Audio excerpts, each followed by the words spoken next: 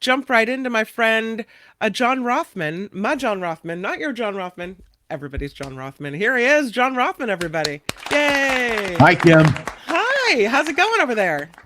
Well, it's an interesting week politically, that's for darn sure, not to mention international relations. And I'm glad to see you are keeping the show going. Yeah, we got to keep the Mark Thompson show rolling. He'll be back tomorrow, but I'm keeping the seat warm.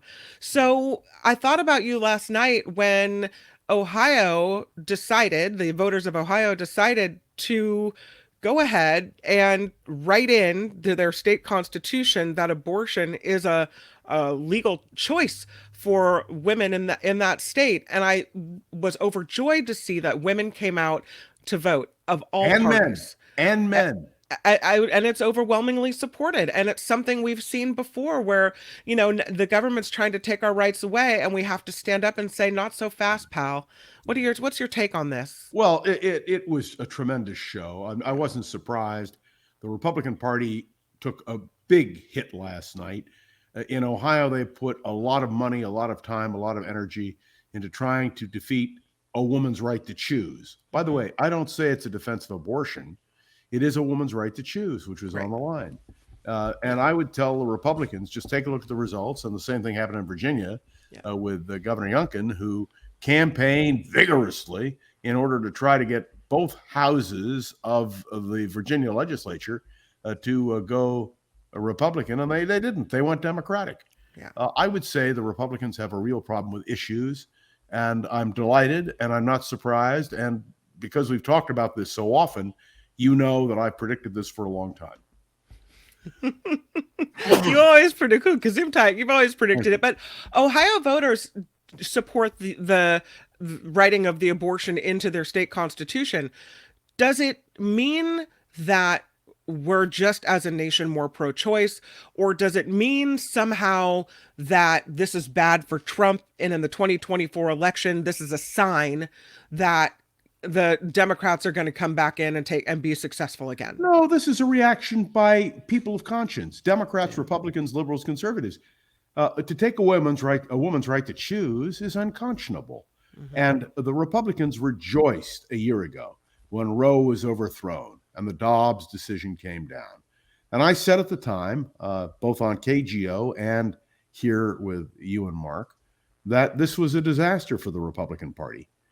Women and men understand what it means to take away a woman's right to choose and what it does to families and what it does to generations. I mean, this is their position of being so-called pro-life is ridiculous. And I have to say it very clearly so there's no ambiguity. If you choose not to go through the medical procedure of an abortion, that's your choice. Right. But the minute the government imposes a restriction, I listened to Chris Christie very uncomfortably. He kept saying, well, let's turn it back to the states. Let's turn it back to the states. And I thought to myself, Chris, if this had been the 1950s and we wanted to turn segregation back to the states, half the states of the union might still be segregated. I mean, it is unconscionable for the Republican Party, theoretically now saying, turn it back to the states. That is not Abraham Lincoln's position. Lincoln, the founder of the Republican Party, certainly its first Republican president, pointed out that a house divided against itself cannot stand. We have to oppose this effort on a state-by-state basis to take away a woman's right to choose, just as we would have opposed, and I vigorously opposed, the idea that segregation should be a decision made by a state. Our mothers and grandmothers already fought for this right. And now, here we are again. And some of the campaign signs for this Ohio abortion issue were great. One sign says, I will not go quietly back to the 1950s. Another one says, the post-Roe generation votes. And it's that t-shirt slogan that kind of hit me. The post-Roe generation votes. Should that mean that Republicans should be scared? Because a post-Roe generation voting could mean a bunch of people that might not have cared to vote before now finally realize politics affects them in a way that they never saw coming. You are correct, 100%. That's what's motivating women and men to get out and vote. Yeah. The Republican Party has deserted the very principle which they so-called advocate, the right of individuals to make their own choices. Yeah. When the abortion issue passed last night, that was one thing. But then the Virginia state legislature was swept by the Democrats. And in a very red state like Kentucky as well, we had the governor, Beshear, reelected. Does that send a message that 2024 is going to go blue? I don't know whether it's going to go blue or red. What I know is that there is a serious question that must be addressed by the Republican Party. If they stick with Donald Trump and the so-called Trump approach, they're going to lose. Yeah. Yeah. Oh, at least that's what I think. Yeah. Let's switch over today, unless you have anything else to say about the election. No, that's it. Fine. Okay. We'll switch over to the Trump trial because today Ivanka is taking the stand. A couple of days ago, Trump imploded on the stand, came out belligerently, with words swiping at the judge. It was an S show, basically. The judge at one point telling Trump's attorneys, rein this guy in. Oh, Gesundheit. Yep, sorry. What are your thoughts about the Trump trial and what's going on here? Look, the judge has already made the decision. Donald Trump overestimated the value of his properties. Right. His empire is going to crumble. He can appeal all he wants. The question now is whether the Republican Party, that is, Republican voters, will wake up and understand that Donald Trump is a liability. That's the question. And we're going to have to wait and see. But, more interesting to me was this poll. Yeah. That Trump is leading Biden in swing states, Nevada, Georgia, Arizona, Michigan, that's Pennsylvania, frightening Wisconsin. to me. I don't think it's true. I think they're wrong. Well, before you get into it, and because that was my next question for you, I wanted to read you something Dan Rather wrote today. Sure. So take a sip of water while I go into this, because it's about a paragraph. Dan Rather writes, "This week, once again, taught us an important lesson to anyone who would listen. There are two kinds of polls." He writes, "There are the polls sponsored by media outlets and universities that come with margins of error, cross tables, and deep debates over methodology. These are the ones that dominate the talking head panels on cable news and Democratic doom scrolling. Then," he writes, "there are the polls where voters actually cast ballots and elect representatives or pass ballot measures. Guess which one counts a heck of a lot more." And the first kind of poll, particularly a recent one by the New York Times that showed President Biden trailing Trump in key battleground states, the Democrats and their incumbent party leader are in a world of hurt. But the second kind of poll, the ones which the voters traipse on election day or vote absentee, have tended to paint a different picture, starting with the midterms in 2022, through a slew of special elections, and now with votes in multiple states last night, the Democrats are outperforming expectations, at least the ones set from the first kinds of polls. And that's election after election of actual data. Dan Rather is correct. Now, I'm going to be watching tonight the next Fox cattle show. I won't call it a debate. Yeah. But you're going to have Republican candidates. Well, first question out of my mouth would be, what did you learn from the election? Right. All the candidates on that stage oppose a woman's right to choose. Well, they should pay the consequences. And all of them need to answer the direct question about Donald Trump. What do we do about Donald Trump? How do we deal with him? Yeah. And none of those candidates is prepared to do that. And I think that, Kim, represents a tremendous problem. But Dan Rather is right.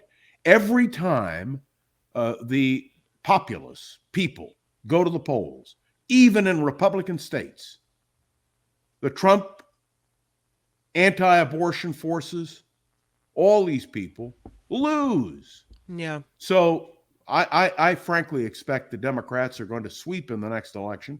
Look, we haven't even talked about the Speaker of the House. That's kind of what I was hoping you would say, though. Yes. I just wanted to. When you say the Democrats are going to sweep in the next election, it kind of I want to let it rain over me for just a moment, because those are the words I've been wanting to hear from you. Well, it's not a partisan judgment. Yeah. Look what happened in Ohio. Yeah. But look at this new Speaker of the House of Representatives, who we have spoken about. Who's to the right of Attila the Hun. Yeah.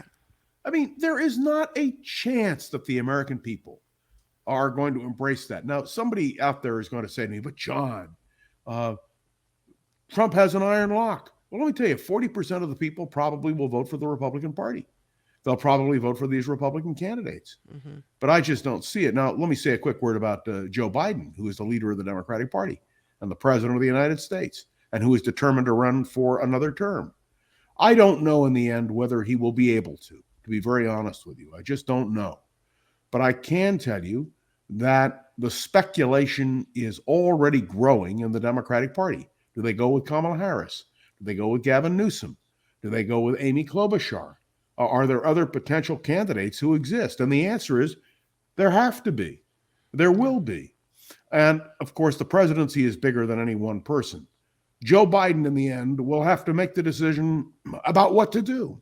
Yeah. And I don't know how he will make that decision. Remember, and I point this out respectfully, that in the 1960s, we had world leaders who were all in their 70s and 80s, from Konrad Adenauer in Germany to David Ben-Gurion in Israel. These were people who had been around for many, many years. But it's hard to give up power. You know what they say, Kim? Power is the ultimate aphrodisiac. And so I think people forget when they talk about President Biden's age that former President Trump is only 3 years younger. You know, he's not that much. They're both old. They're both old guys. So I don't know why age is important for one and not important for the other. And if I'm looking at both of them and trying to judge which one is healthier, the healthier nearly 80-year-old person, I'm thinking Biden looks a lot healthier. I'm just saying. Well, the question is whether or not we want to go with either one. Look, Biden's age is a factor. You don't normally think that a person 80 years old plus should be president. Donald Trump brings a whole other thing. He looks more vigorous. But let me tell you something. If you listen to Donald Trump carefully, his mind is certainly not clear. Yeah. So this is a question. That's why a majority of people in the United States would prefer to see other candidates besides Biden and Trump. But I think the Democratic Party will renominate Biden if he wants it. There's nothing to stop him. You mentioned the House of Representatives, and I'm looking at a story that the Republican chairman of the House Oversight Committee is now issuing subpoenas for members of the Biden family. This is Kentucky Congressman James Comer announcing President Biden's son Hunter and brother James Biden have been subpoenaed to appear for depositions. This because of an escalation in House Republicans' impeachment inquiries into President Biden. A subpoena was also issued for former Hunter Biden business associate Rob Walker. And again, this is all about the Biden family business dealings, which have gone nowhere and done nothing. But they keep doing this. And now subpoenas coming. I'm not surprised. Jim Comer said he was going to do this. Yeah. I'm surprised they've waited this long. Maybe they're just waiting to get closer to the election. But the simple truth is, if Joe Biden did something wrong, come in with the evidence. They haven't. Remember, Kim, when they held the hearing and they said, this is it. The blockbuster is coming. Do you remember that? And you know what came? Nothing.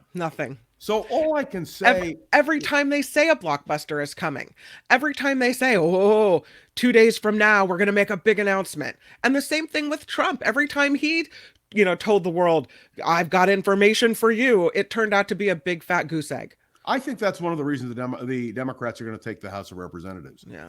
I think people understand that the Republicans are full of sound and fury, signifying nothing.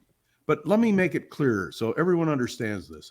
If there is something that connects Joe Biden, not his family, but Joe Biden, to some sort of corruption, the American people have a right to know, and the Republicans have the obligation to produce the evidence.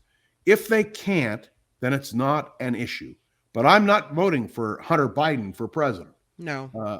Nor, by the way, am I voting for Donald Trump's children for president. Right. Thank God, if you are responsible for all the actions of your children, just think how often you and I would have been in the principal's office. Well, but here's the difference as well. President Biden didn't invite Hunter Biden into the White House to be his chief advisor, whereas Trump's kids were all circling in the White House doing their White Housey jobs. There's a big difference. Don't confuse the Republicans with the facts. That's my advice, because they have it in their heads, some of them, that Joe Biden's family is a crime family. Oh, may I commend to all of you, just listen to Fox. Listen to the people on Fox. I won't call it news. It's not news. It's an oxymoron to call it Fox News, but they are making a case. It's very different, may I be so bold as to say, as the case of Richard Nixon or the case of Bill Clinton, where there was substantive, sound information which led us to certain conclusions. But what the Republicans are doing now is absolutely ridiculous, and I think most people understand that. We were talking about the president's children and the former president's children, and back to the Trump trial. Ivanka is on the stand, and a story just came out, because there's no cameras in the courtroom, about what is being said on the stand. New York Attorney General Letitia James says Ivanka benefited personally from her inflated numbers at her dad's business, but Ivanka said she had no role in preparing her father's financial statements, and those were things that she wasn't even privy to any of that information. Once again, distancing themselves, as the other Trump kids have done, from anything about the business. But we know that she worked there and she knew things, and she was there in the day-to-day business operations. They don't, everyone is kind of backpedaling like, oh, had nothing to do with that. But they all had their fingers in the pie. She didn't prepare the returns. Weisselberg or one of the people did. But, it's interesting. Somebody asked me a question the other day about whether or not, because I don't prepare my own taxes. I have an accountant who prepares the taxes. And I may review them, and it's not that my taxes are all that complicated. But if there's an error, I didn't stipulate the error. The question is here, did the Trump children and the Trump family want these overestimations to be part of the record? Look, I don't begrudge the Trump children whatever comeuppance, including the deals in China, which has netted them a fortune, an absolute fortune. And I don't blame Joe Biden for Hunter Biden exploiting the fact that his father was vice president and president. I don't think you can blame parents necessarily for the conduct of their children. What I resent, what I think is wrong, is the idea of trying to hang Joe Biden because he has a son named Hunter who did something wrong. And I come back to that because the Republicans really thought, at least I believe they did, they thought they were really going to go to town with this, and it hasn't. It's flopped. It was not an issue in the election that just took place. It's not going to be an issue unless they really find a smoking gun. And if they haven't found it yet, I don't think they will. But you know what I'm really waiting for, Kim? I'm waiting for Smith, the trial, to begin in Washington. Why? Because they're going to call Mark Meadows, who was the president's chief of staff. And if Mark Meadows tells the truth, Donald Trump is in big trouble. And they're going to call Mike Pence, who now, because he's no longer a candidate for president, no longer has to worry about saying something that will antagonize Trump voters. Yeah, but the problem is the Trump team is doing its whole old song and dance with delay, delay, delay. And so are all these people that got a slap on the wrist because they're flipping on Trump in both the Georgia trial and the DC election fraud trial. Is it going to matter because it won't come in time for voters to see what happens before they cast their ballots? No, I believe we're going to see a trial in the spring. I don't think they'll be able to delay it. In terms of what Smith is doing right now, the date is scheduled. Donald Trump is going to stand trial. But Right. let's assume for a minute you're right and nothing Mhm. happens. There's going to be an ad campaign. The Republicans and the Democrats are going to run ad campaigns. Let me assure you, if Donald Trump is the Republican nominee for president, the Democrats are going to make an indictment. Now, all you have to do is listen, and I use this as an example, to the case made by CNN in their specials on this question. They are an overwhelming indictment of Donald Trump. All they'll have to do is pick up all of that or take a look at the January 6th report. Remember, Liz Cheney is coming out with a book. It's going to roast Donald Trump. Yeah. And I would remind you, I have not yet read Adam Kinzinger's new book, which I understand came out this week. But let me tell you, if I were a Republican today, I'd say to Donald Trump, thank you. Thank you for your service. Go away. Go away. Because if it comes down to a straight argument, I can make an argument for Donald Trump's policies, even if I don't agree with them. I'm an old debater. I can debate both sides of the issue, and I like to say proudly with equal conviction and without prejudice. That's what you try to do. Right. But it's one thing to defend Trump policies, which I find indefensible personally, but one thing to defend them, and another thing to try to defend his conduct. May I suggest to you, if it were anybody else but Donald Trump, and he has been on the stand in this trial, and have you heard the way he's talked about the judge? Horrible. Have you heard about the way he's you would talked to the think prosecutor? you would think the person that holds the future of your family business and all of your, most of your property and whether or not you have to cough up big old fines, that's the person who's going to decide. You'd think you might be a little nicer to them. He's afraid. He has good reason to be afraid. If this is all presented, he's going to be convicted. Yeah. And let me explain so that you understand this. That's a civil matter. Yeah. It's not criminal, but it's still an indictment of Donald Trump's whole persona. Right. The Yeah, I criminal agree. matters that he's going to be nailed on are real. And people ask me, well, John, how can you say he's going to be nailed? You haven't heard all the evidence. Let me tell you, I've heard enough evidence to understand that there is nothing that saves Donald Trump. And I go back to Mark Meadows, who has flipped. Do people understand the chief of staff to the president of the United States has made a deal? And so he won't go to jail. Well, why would he make a deal? Because the man he is going to tell the truth about is Donald Trump. And the same thing applies with Mike Pence. Mike Pence now has no political constraint to prevent him from telling the truth. Now, here's a real question for you, Kim. Will the Trump supporters, hearing the truth from the very individuals who Donald Trump chose to surround himself in the presidency, if they tell the truth and there's a real indictment of Donald Trump and proof positive, will they, the Trump supporters, understand the significance? I have to tell you, I worked for Richard Nixon, as you know, and I want to be very clear about this. When the evidence about Nixon came out, a lot of people didn't want to believe it. Yeah. One of Nixon's closest members of Congress was a man named Chuck Wiggins from Southern California. Chuck Wiggins stood in the House and defended Richard Nixon. How embarrassing. Until he saw the evidence. And when he listened to the smoking gun tape, the Nixon advisors said, well, what do we do? And Chuck Wiggins looked at them and said, what do you mean, what are you going to do? You're going to release the tape, you're going to tell the truth, and I'm not going to lie for you. I'm not going to perjure myself on this. Right. We have to tell the American people the truth and let the chips fall where they may. And he said it with tears in his eyes. That is what I want to hear from the Trump supporters. And by the way, may I separate two things? I don't mind if you support Trump's policies, even if I don't agree with you. That's your right. But to defend Trump's conduct, to defend his subversion of American democracy, to defend what happened on January 6th, unconscionable, unacceptable. And if you think the Republicans lost in Ohio, let me tell you something.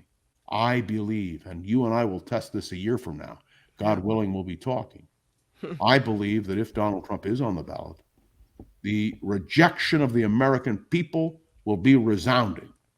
And I think that is the key to the strength of American democracy. As You they know what say, Ohio from meant your to lips me? to God's ears, Yeah, right? you know what Ohio meant to me? It meant that even people with a partisan point of view who understand the issues can do the right thing. And so that to me is the key. May I say, the people in Ohio who wanted their Constitution amended all of a sudden woke up and thought, my God, what would this mean for me? What would it mean for my daughter? What would it mean for my wife? That's right. And I think the American people will wake up, those who support Donald Trump, and say, do we really grasp what a Donald Trump presidency would be? I have to say this. He has already said, Kim, that if he is elected president again, he is going to weaponize the Justice Department. He is going to turn it against his enemies. Allegedly has a big old revenge plan, right? Yeah. That's right. And do people understand that? Do people understand the significance for all of us as citizens of this great country? Well, the article I saw in the Washington Post said that there's a plan because of the likelihood of people protesting in the streets if he were to be reelected, that he could kick in the Insurrection Act and there would be martial law and it would be horrible. I mean, the picture painted in the Washington Post is one of fear and chaos. He must never be president. And when I hear Liz Cheney say that, thank God she is. And she is a conservative, a rock-ribbed conservative. I would never vote for her because I disagree with her on virtually every issue. Yeah. But she is speaking the truth. Do you have to go or do you have time for a couple more questions? I can stay as long as you want. Good, because there's a couple more things I want to ask you. And the first of which, and you kind of touched on it a little bit, is the debate happening tonight in Florida with the five of the Republican presidential candidates. What do you want to hear from them? The first thing I want to hear from the Republican candidates is their view of Donald Trump and his legal troubles. Second, I want to hear from them how they explain. All of them are so-called pro-life. That is, they oppose a woman's right to choose. I want them to explain how they expect having that position to be able to proceed. I want to know what they think about aid to Israel. And I want to know what they think about taking money away from the Internal Revenue Service, which our previous guest commented on with absolute clarity. Yeah. It is unconscionable. I want to know what they think about aid to Ukraine. I want to know whether they believe that Ukraine deserves the aid which we must give them. Israel is in the headlines, and Gaza is in the headlines. And Ukraine, which is equally pressing, has been put off to the side. Yes. I hope that those questions are posed in a tough way. But remember, it is Fox that is going to be hosting this debate. The Republicans chose Fox as their format, and that means there may be some insulation from that. So after the debate is over, I am going to be listening not only to Fox, but to CNN. I want to hear what the CNN commentators have to say. And yes, the commentators on MSNBC. I want to get a full range, but that's what I'm looking for tonight. Oh, and one more thing, Nikki Haley. Nikki Haley is emerging for many people as the second choice. Right. But may I remind everybody, coming in second doesn't win you the nomination. I heard her say something outrageous when she was interviewed recently about late-term abortion. Yeah. And it was an out-and-out lie. It was complete misinformation.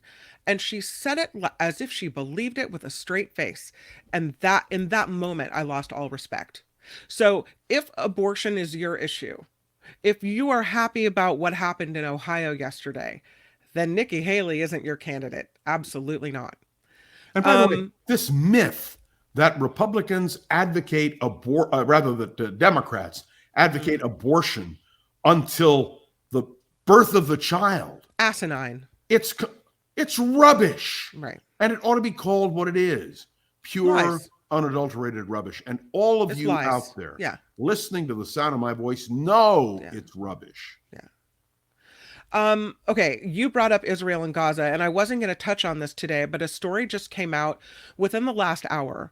And so I'd love your take on it before you're free to depart the Mark Thompson show. And that I'm is, never free to depart the Mark Thompson show. well, I don't want to be a John Rothmann hog. I mean, come on. So this report says discussions are taking place about a 3-day pause in the Israel Hamas war, where they would pause fighting for 3 days. NBC News saying the United States and Israel are discussing this pause to allow for more humanitarian aid into Gaza and the possible release of some hostages still being held by Hamas. The report says Qatar is acting as an intermediary in this brokering of a 3-day pause. I know they don't want to call it a ceasefire because that has connotation. So they're just calling it a pause. Let the people that want to get out, let the aid in, maybe release some hostages, and then in 3 days we'll see. What do you think about all that? The key is the release of hostages. Prime Minister Netanyahu has made clear that Israel is prepared to do anything in order to ensure the release of over 200 hostages. I don't know if they'll get all 200 out, but I can tell you that that condition, that is to say, the condition under which hostages would be released, would be a legitimate point. Israel has already had humanitarian pauses, has already allowed for that. I don't know whether they'll agree to a 3-day situation or a 1-day situation, but I can tell you Hamas could end all of this by simply releasing the hostages. All of them, 200 plus. And I have to tell you, even while this is going on, Hamas is still firing rockets into Israel. And you know what really bothers me? Do you know that neither the United Nations nor the in the General Assembly or in the Security Council has condemned Hamas for what it did on October 7th? Not a single word of condemnation. So I think the UN better get its act together. I think the blame for this is clearly on Hamas. There was a ceasefire, which Israel was observing until October 7th. And when you think about the 1,400 people who were butchered, and that's the way to put it, butchered, I can assure you no government of Israel, and I hope no person with a conscience would permit anything to happen unless all the hostages are released. And even if all the hostages are released, Hamas cannot be allowed to assume control in Gaza. There's a great question now about whether Israel should reoccupy Gaza. I was going to ask you that because President Biden says no, Israel should not reoccupy Gaza. But Israel's leadership says, well, wait a minute, we're going to supervise or oversee this region until we see fit. That's going to be a huge thing because people in Gaza already feel like they're under the thumb of the Israelis. They're under the thumb of Hamas. But that's how they feel. That's how people feel. You see hundreds of people protesting, even here in America. You see people angry. They feel like their land has been taken. They feel slighted. Let me assure you of something. This is not new. This was before October the 7th. This has been a constant. Hamas has always called for the destruction of Israel. It still calls for the destruction of Israel. If a Jew should hide, a Jew, not an Israeli, if a Jew should hide behind a rock or a tree, let the rock or the tree cry out, there is a Jew behind me, come and kill him. No government of Israel is going to deal with Hamas. Hamas is finished. So now, what do you do though? How do you appease people who feel angry that their land was taken and are never going to get over it? Is there ever the word that you used? Appease. You don't appease. Israel is a fact. Israel exists. Israel is going to continue to exist. Israel is not going out of business. When the Palestinians and some in the United States chant from the river to the sea, Palestine will be free, let me point out, the river is the Jordan River, the sea is the Mediterranean, and in the middle is Israel. Israel will not disappear, period. Now, I realize that there are those who believe a great injustice was done to the Palestinians. Right. I want to remind you that in 1947, Well, I'm going to go back in history here for a minute. No, do On that no, because wait. On November because I 29th, want to know the history. What exactly happened when the land was taken? hold You on. know, On yeah. November 29th, 1947, the United Nations voted to partition Palestine, resolution to partition Palestine into two states, one Arab, one Jewish. It was very clear. The Jews accepted the partition, the Arabs rejected it. The Arabs went to war to destroy Israel. Israel won the war. And then we had a period until 1967 when there was a de facto peace. And again, in 1967, the Arabs declared war on Israel, saying they were going to drive them into the sea, destroy them. I can read you the quotes. I can give you the quotes, the dates, the rhetoric. I believe you're Okay, correct, the point is this: Israel fought a war. It was a defensive war. They won that war. Now, remember, when you talk about Gaza, do you know who controlled Gaza before between 1948 and 1967? Egypt. Egypt controlled it. And do you know that Israel actually conquered Gaza in 1956 in part of the 1956 Suez Campaign? And Israel withdrew from Gaza with a guarantee that they would never be attacked from Gaza. And then in 1967, it happened again. And then in 2005 and 6, Arik Sharon, the prime minister of Israel, withdrew from Gaza unilaterally. He gave up the settlements. He pulled every settlement out, every settler out. Absolutely. And he said to the Palestinians, this can be a Riviera. This can be a great place. And I've spent a lot of time in Gaza, Kim. I can tell you it could have been. And the Palestinians were given a chance. The Palestinian Authority was given a chance, and they failed. Hamas took over, and now Israel is putting up with attacks from Gaza. And the Israelis are simply saying, okay, enough is enough. You want a peace agreement. Let Hamas be rejected.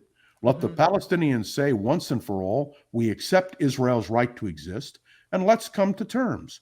That is the only way that there will be a solution. Otherwise, you and I will continue to have this discussion, and the world will continue to confront for years. Because I don't think they want that. I think they just want their land back. No. Wait. I have a question. Let me ask. Let me make a comparison. They want their land back. They do. You understand what that means?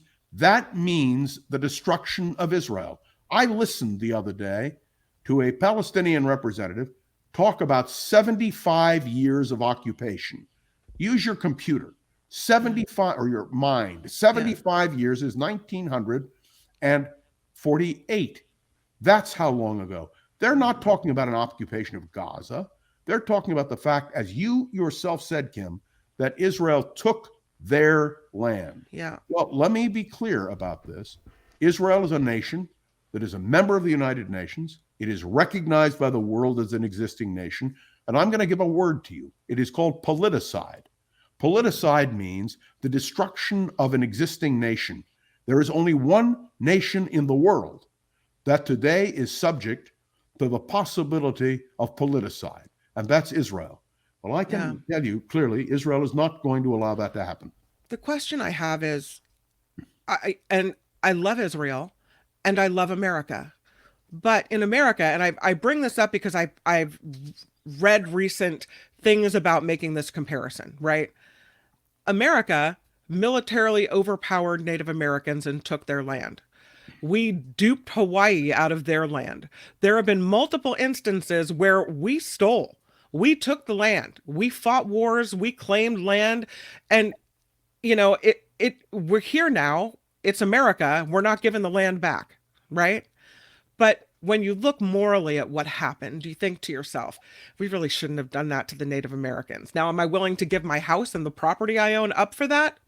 No, but I'm sad that it happened the way it did. And I'm sad that the whole colonizer thing happened and that we steamrolled over people and stole from them. Could you make the comparison, as I have seen, that Israel also has stolen land, and so, like the Native Americans and like the Hawaiians who actually want their land back, that it's not unreasonable for the people that live in what was Palestine to want it back? And I'm not asking to inflame. I legitimately want to know what you think. The answer is the indigenous people in that part of the world are the Jews. That was their homeland. They were expelled from their homeland.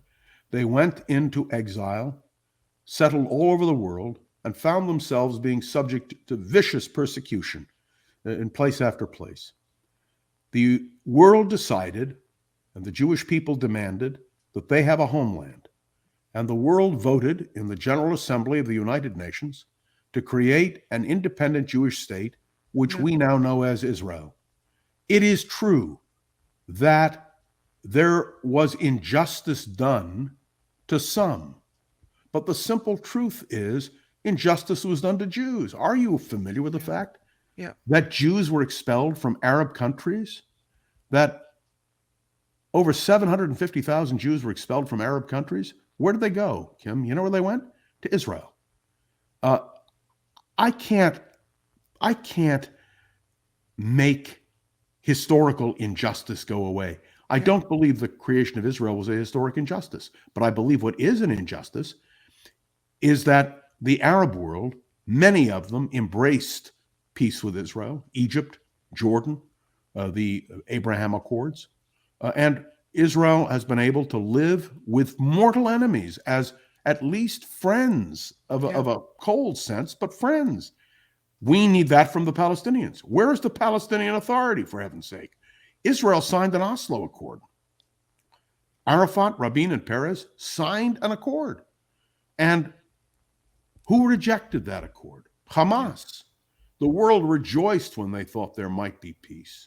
And today, the Palestinian Authority, completely impotent.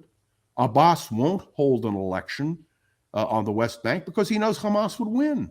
Well, let me tell you, Kim, Israel at its narrowest prior to 1967 was 9 miles wide. I know people who jog 9 miles every day. I am not one of them. But I can assure you, if that state existed and Hamas took over, Israel would be destroyed. And may I ask another question? Where is the outcry over 1,400 Jews being slaughtered because they were Jews? Where was the voice of the United Nations? Where is the voice of the world? Do we have such short memories? And please, those people were not attacked for any other reason but that they were Jews. Men, women, children. No, Israel is going to be very tough on this. The Palestinians deserve justice, but not at the expense of Israel's right to exist. Well, I think we've exhausted the topic, and I thank you for, always being the professor in the house and helping us learn about your thoughts about all of this. So thank you for that. And thanks for one more thing before we go. I know you've got to end it. Bring it on. To do. Yeah. No, it's what's happening in this country. And I would be remiss if I did not say this. Jews in the United States are terrified by what they are witnessing on college and university campuses, what they are witnessing in communities. Are they really going out and buying guns? Because I haven't done the story, but I keep reading this inflammatory story about, the Jewish people are at the gun stores buying the guns because they're so afraid, and that doesn't seem right. That is not necessarily true. Yeah. And I want to make that clear. But do you understand the underlying question that you've asked? Are Jews legitimately afraid? Yeah. I don't own a gun. I don't want to own a gun. I have lived in this country my whole life. I've worked on the staff of the President of the United States. I've worked in politics and in community affairs for years. Ask me whether I'm afraid. I am. Yeah. You're darn right I'm afraid. Because Jews in the United States are being told to take off their yarmulkes, the little head coverings. They're being told to put their stars of David, which they wear around their necks, away. Every synagogue and every Jewish community center and every Jewish communal building in this country now has armed guards. What does that tell you? Yeah. And that is coming. In America. That's exactly the point. Yeah, it's crazy. I understand the battle in the Middle East. I've been talking about the Middle East, consulting on the Middle East. I'm theoretically, as you know from the days at KGO, a Middle East expert. I understand the passions. I can present the Palestinian case better than they can, to be very honest with you. But the issue here is the security of Jews. Look at what is happening, please, in Europe. May I tell you one thing? I know we've got to end, but I want to tell you this. Yeah. After Kristallnacht in 1938 and the defeat of Hitler in 1945, the Jews in Vienna created a memorial, a crypt. that included Torah scrolls, prayer books, Jewish ritual items, to be put on display so people could see what had happened. Last week, in an act so dastardly I can hardly talk about it, that crypt containing those sacred objects was burned to the ground. Where is the outrage of the world? I didn't hear about it. I didn't know. Google it. Google it Yeah. now.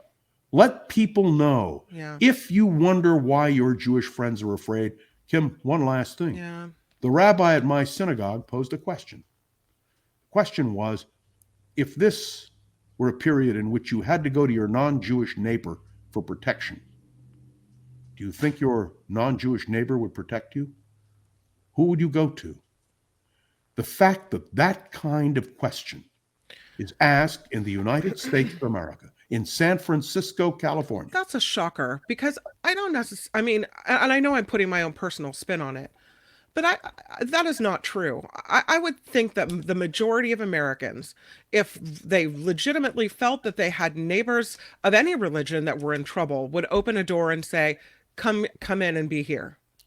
That's what my father thought in Germany, Kim. Yeah, well, we've seen what happened in Germany, right? That's what my father We learned believed. the lessons of the past. We're smarter than that now, are we not? No, we have not learned the lessons of the past. That's the whole point. My father was a professor of medicine at Halle-Wittenberg University. He was one of 43 who was expelled because he was a Jew. You know what shattered my father? The fact that not a single one of his professional colleagues or friends, not one, stood up. Why? Because they were afraid of what would happen to them. And this was in 1933. This is before there were concentration camps. This is before the horror emerged of the Holocaust. And I'm going to suggest to you that if you talk to Jews in this country and you ask them, and by the way, this applies to Muslims too. I remember I was on KGO when September 11th took place. I was the talk show host sitting in for Gene Burns that night. And I can tell you that there was the anti-Muslim sentiment was appalling. And we needed, and that's one good thing George W. Bush did as president. He immediately reached out to the Muslim community and said, you are Americans. We are not, you don't have to be afraid. The Jews expect, and I think are entitled to the same kind of response that we gave to Muslims after September 11th. But here's the question, Kim. How does this virus of Jew hatred infect us in this country in this way? All I can think is that it must be under the surface. Either one, it's being overstated and all of the stories are, you'd see individual stories in communities and you think it's more widespread than it is, or it is widespread and that it was just under the surface waiting to leach out. Every community of Jews. I went this last weekend to give a talk in Modesto at the State Theater. They showed the film Golda, and the mayor was there. There were about 300 people in attendance, half Jews, half non-Jews. The police department was there. Yeah. Because a film was being screened. And somebody came up and said, we're surprised there isn't a counter demonstration. A counter demonstration to what? Do you understand? And you have to understand, though, that people are angry. They see what happened in Israel October 7th, and they're angry about that. But then the seeming indiscriminate bombing is getting people But it's not indiscriminate bombing. That's how some people feel. The fact that people say it's indiscriminate bombing, all I can tell you is Hamas took billions of dollars in supplies that were supposed to go to their people. And what did they do? They built underground tunnels. They secured rockets. They fired off missiles. They are firing off missiles today. It is not indiscriminate. Israel gave, and I want people to understand this, Israel gave 72 hours warning for people to get out of the way. We didn't do that in Iraq, for God's sake. No, we sure didn't. Do it in Afghanistan. Israel I think it feels, when you see the pictures of the innocent people that are affected, it feels wrong. Mm-hmm. Oh, it may feel wrong, but then when we bombed Dresden, And when we dropped 2 atomic bombs on Hiroshima and Nagasaki, That it was wrong. seemed wrong as Yeah. well. Yep. But I can tell you, in the middle of the night on KGO every August, I would ask the question about dropping the bomb, and I learned a very valuable generational lesson. Older people who had lived during World War II were grateful. Mm-hmm. They said, thank God Truman dropped the bomb. Younger people asked a different kind of question. Mm-hmm. Why did we have to drop the bomb? Couldn't we have done something else? And I have to tell you that if when the board was quiet in the middle of the night, not very often when I was on the air, but when it happened, and I posed that kind of question, the generational divide is what interested me. I have very good friends in Israel, Kim, who are very far to the left, who are in favor of virtually anything to bring peace, who are now convinced you cannot make peace with an enemy that slaughters 1,400 people indiscriminately. There's no peace with somebody like that.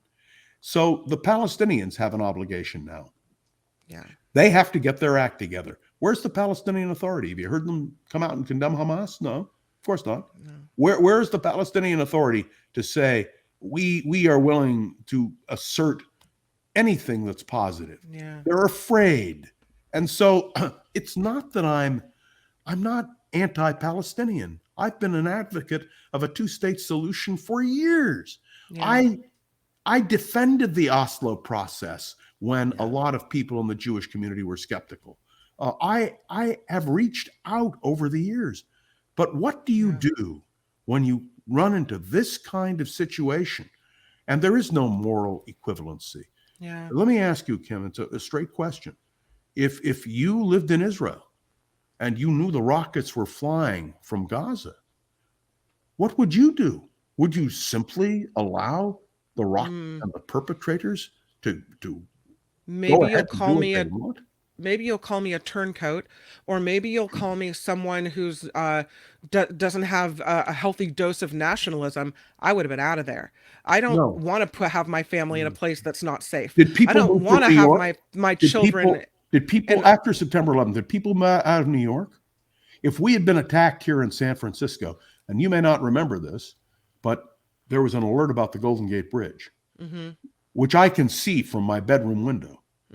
Would I move? Absolutely not. No, then you give into terror. You cannot surrender to terror. And it's a terrible price that people pay. But if you let terror win, everyone loses. And you lose because you lose your personal freedom. I put the safety of my children over that. And if there's bombs falling, if I'm living somewhere that's constantly under threat, I don't feel safe. I never feel safe, and I gotta go. Then all I can say to you is you would have to move. You couldn't Yeah. live in Israel. Yeah. And you couldn't live, there are many countries you couldn't live in. But then again, there are some who would argue you couldn't live in certain parts of San Francisco or certain parts of Oakland. I have to tell you very bluntly, I don't live in fear. I've never been able to live in fear. I never want to live in fear. I want to be able to hold my head up proudly. When I was on KGO, I received death threats because I was a Jew. I wasn't the only one. Ron Owens received them too. And once the Jay Weekly here in Northern California ran a cover story on Ron Owens, on Michael Krasny, who was then with KQED, and myself, and how do you handle this kind of thing? Does it make you fearful? I never put my head down. I never apologized for my views. And I would not be intimidated. I won't live a life of intimidation. And I've taught my children the same thing. Stand up for who you are. Don't be ashamed.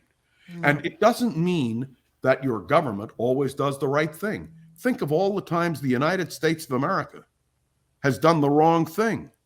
What do? We battle harder for the United States. The case of abortion or the right of women to choose. Yeah. The fact that the Supreme Court did what it did doesn't mean that we have to sit back and take it. We have to struggle back politically.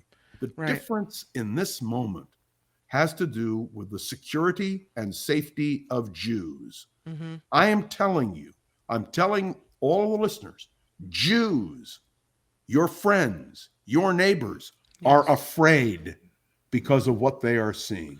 It makes Kim, me wish, and I know I have to let you go no, you because don't. I've But now, you have to go. I know. sucked about 45 minutes out of you, but I feel like, and you once asked me this question, and I remember the look on your face was one of shock.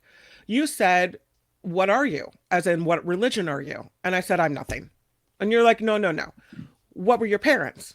And I said, "Nothing." And you're like, "No, no. What were they? They had to come from something. They had to have been some religion." So I'm thinking back and I'm thinking back, and I think my grandparents might have been some sect of Episcopalian, something, something, somewhere. But for my parents' generation and my generation, religion doesn't play into it. We don't go to church. We're a moral family, but we're not a religious family. And so, Do you celebrate Christmas? interestingly, because it's a tradition, but we don't celebrate the religious aspect of it. Okay, so you don't sing a Christmas carol. We sing a Christmas carol, but we don't seriously believe in the religious part of it all. Okay. It's tradition. I'm It's more of delighted. like it's the tree gathering with family and giving presents Okay. and Let having me a nice let meal me just tell together. you, It's most not Jews, Jesus's birthday. That to us, okay, that's not what it is. most Jews that I know are not Jews by religion.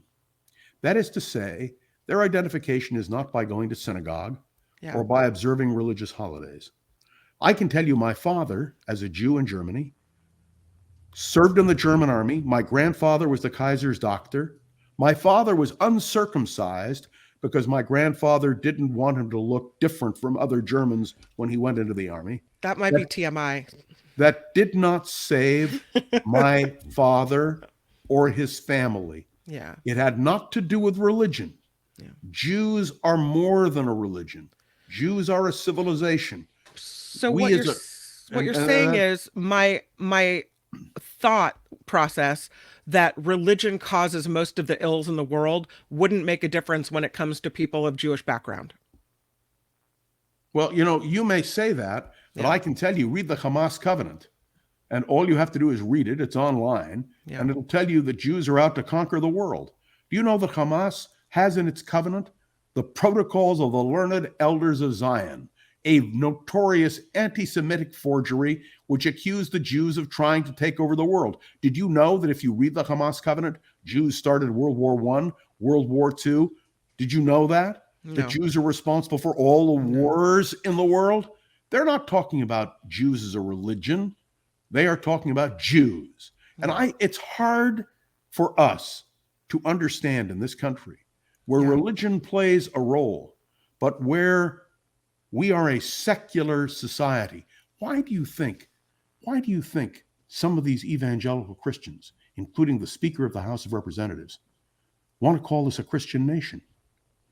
And why do you think we fight that so vigorously? Because we are a nation made up of many different faiths. Brian writes, I am afraid, I fear the emotional and physical cost of those who do not know the facts of the Middle East and voice their opinion against the Jews. You need to know the history, he says. Yeah. But do you understand? I'm going to say something I used to say on the radio all the time. Don't confuse people with the facts. And I must tell you, sadly, that at this moment, and heaven only knows what's happening while we are in the process of this discussion, that what is happening in the Middle East, best example, and then I know we have to stop. Please look at the General Assembly or the Security Council of the United Nations. You will search in vain for any statement condemning what happened on October 7th. How is it possible that the nations of the world who subscribed to the Declaration of Human Rights of the United Nations, which I hasten to point out was crafted by Eleanor Roosevelt after the Holocaust, as the UN was being created, how do you account for the statements being made against Jews today? And please understand, that is why there is fear. I did a commentary on my podcast. Franklin Roosevelt once said, the only thing we have to fear is fear itself. I wish that were the case. But as a Jew living, I would remind you now, in the 21st century, there's a lot more to fear. And all of your Jewish friends and neighbors all feel that fear. And that's what has to be taken into account. I have to thank you for answering my questions without anger or prejudice, because I know that maybe they rubbed you the wrong way, but I really am trying to understand. So thank you for Can I that. give you one more example? I know we've got to end, but I just want to Yeah. tell you, there was a great Jewish philosopher who I had the pleasure of meeting on a number of occasions named Abraham Joshua Heschel. And on the eve of the Six-Day War, when the Arab world was calling for Israel's destruction, a well-meaning Christian friend came to Dr. Heschel and asked him, "Why are you so concerned?" And Heschel, who was a very gentle man, responded calmly, gently, "Imagine there is only one copy of the Bible left in the world, and you see it about to be hurled into the flames. When Jews see what is happening, we see our history, our people, our lives, just as happened in Gaza, thrown into the flames. And the world cannot allow that. That's why the term never again resonates so fully in the Jewish community." John Rothman, thank you for hanging out with us on the Mark Thompson Show. I Kim appreciate you staying McAllister, it's longer. always my pleasure. I love you. Big heart. Love you. Bye. Hi, it's Mark, and I thought that was great. Hit the notification bell, you'll know whenever there's a new video being dropped, and please subscribe to our channel to help us save the universe.